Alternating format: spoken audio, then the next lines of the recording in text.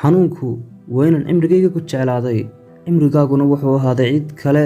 qiimaha cadaabtu inaad qof u xiistid adigoo isku dayaya inaad ilowdo. waxay soo martay marxalad aanan cidba uga warramin, iyagoo ila jooga kamana murugoodo tegitaanka qof. icaawi qalbiyow si aan u safro, xataa waqtiyada macasalaameyntu ma jecla inay wax badan sii joogto.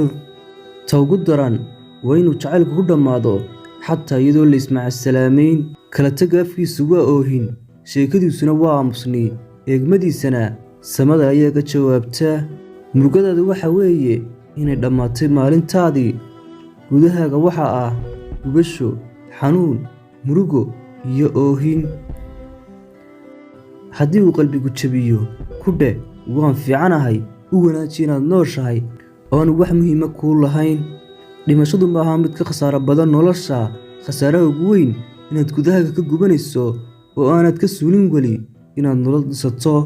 shimbirta uma didi kartid murugada inaad dushaada ka dhaardhaarato mooye, laakiin waad u didi kartaa inay madaxaaga ku noolaato. haddaad noolaato, u noolow si xora, ama u dhimo sida dhirta dhimatay iyadoo taagan. markaan isku dayna inaan noqonno kuwa ugu dhow, waxaynu noqonnaa kuwa ugu qiimaha yar agtooda. markaad leedahay waan fiicanahay, dhammaantood way ku rumaysanayaan, balse ka ku jecel oo keliya ayaa garanaya beentaada. gacantii kaa tagtay xilligii murugadaada ma noqon doonto maalin mid ku jecel. ha dhaawicin qalbigu siiyo dareenadii dhabta ahaa, adiguna ma garanaysid xaddigu qalbi jabi doono kadib markaad daawacday. waxaan isku dhaga tiraa sida aanan waxbaba maqlayn, waxaanan u aamusaa sida aanan waxbaba fahmin, waxaanan isku indha tiraa sida aanan waxbaba arkayn, waxaanan u iloowaa sida aanan xasuusanba. sidaas ay ku qaataan noloshayda hadiyadda fiican aanan ku noolaadaanoo nafisa. wakhtigan waxaa kugu waajibaa inaad in yar hadasho, wax badanna iska indha tirto. ahu mid keli iska ah, kelinimadu way qurux badan tahaye ma laha waxisitaan, mana laha kala tag. sidaa daraaddeedna wax dareeni ma jiro. waan safri doonaa maalin, waxaanay raaci doona xanuunkayga, ma heli doona midna berri cidduu xanuujin lahaa. ma doonayo inaan u dhaawaco siday ii dhaawaceen, waxaan sugaya qadarku wuxuu ku samayn doono. dhammaantood waxay xadayaan waxaan qoray, laakiin ma jiro mid keliya oo xadaya waxaan dareemayo. markaad xanuunka qariso, xanuun ka weyn ayaa yimaada. aad bay u xanuun badan tahay inaad kelmad qof u hadiyeyso, aadna ogaato inay hadiyad u hayd qof kale. wanaaggii wuu dhammaaday, saaxiibada qaarna way qarsoomeen. way fududahay inaad hesho qof aad la sheekaysato, laakiin way adag tahay inaad hesho qof aad ku kalsoonaato. ha murugoon, haddaana cidba muhiimadda ku siinayn. dabeecaddaada iyo dabeecadda bini'aadankuba waa inaanay garan nimcada ilaa ay waayaan mooyaane.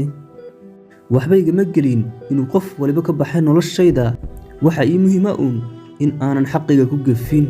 indho badanoo ku farxay jacaylka, laakiin nasiibka ayaaba diiday. kii kaa tegay adoo u baahan, ha ku kalsoonaan hadduu mar labaad soo noqdo. miyaad mar walba garabkayga ahaanaysaa ili la'aantaaba dhoosha ma furee. jidkeebaan haddaba uga baxaa murugadaada. shayga ugu adag ee suuragal tahay inaad isku daydo waa inaad qof sugto adigoo og in aanu imanayn. cimrigeennu waa 20, dhaawaceennuna waa 80. hal saaxiib ayaan leeyahay habeenkii, waana oohintayda.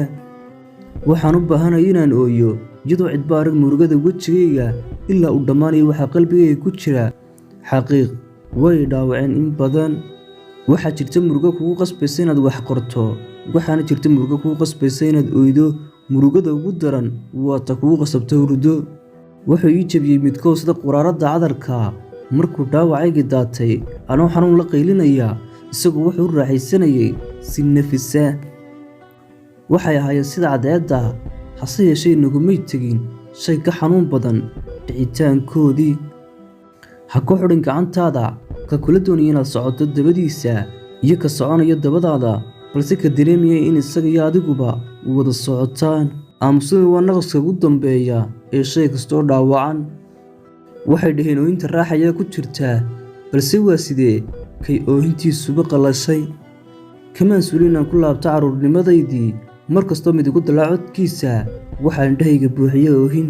3 shay waa inaad si fiican u garataa: dhimasho laguma badbaadayo, adduunyadana raaxa ma taalo, dadkana lagama ammaan helayo.